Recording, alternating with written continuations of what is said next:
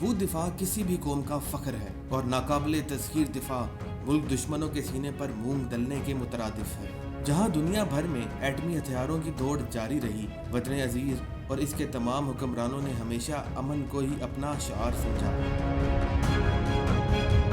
If we want to make advances in nuclear technology for peaceful purposes,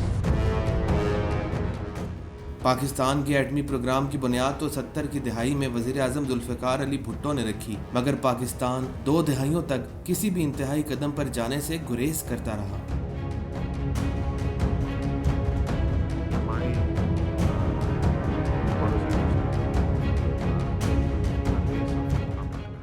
लेकिन पड़ोस में बैठा भारत और इसके इंतहा पसंद हुक्मरानों की सोच कुछ और ही थी।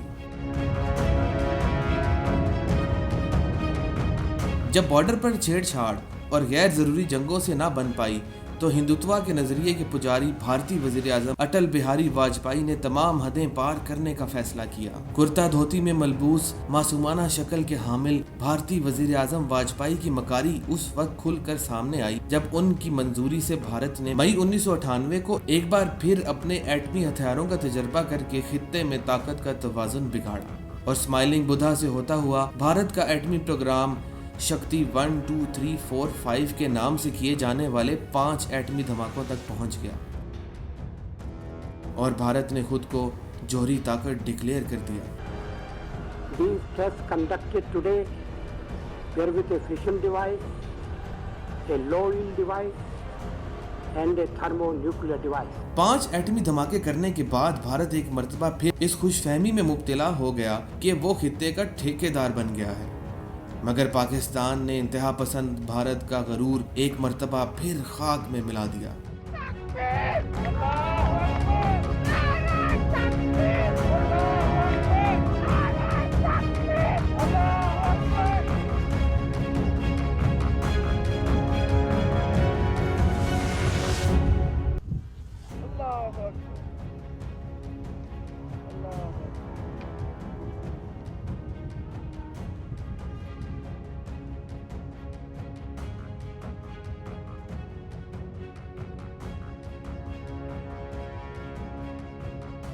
तमाम तर बैनुल अक़वामी दबाव के बावजूद 28 मई 1998 जुमेरात को दोपहर 3:40 पर पाकिस्तान ने चागी में 5 एटमी धमाके किए।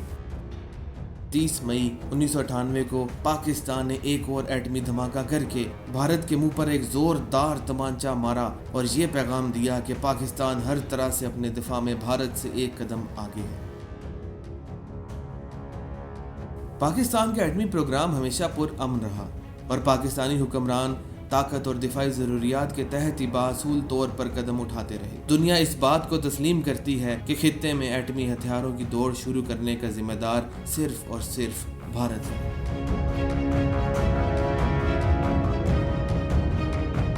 कौम की जो तवक्कुआत थी वो पूरी हुई। अब ऐसी एक घड़ी आई तो हमने भी इसमें कोई कसर नहीं छोड़ी और कौम की तवक्कुआत और मुताबिक अपने फैसले किए।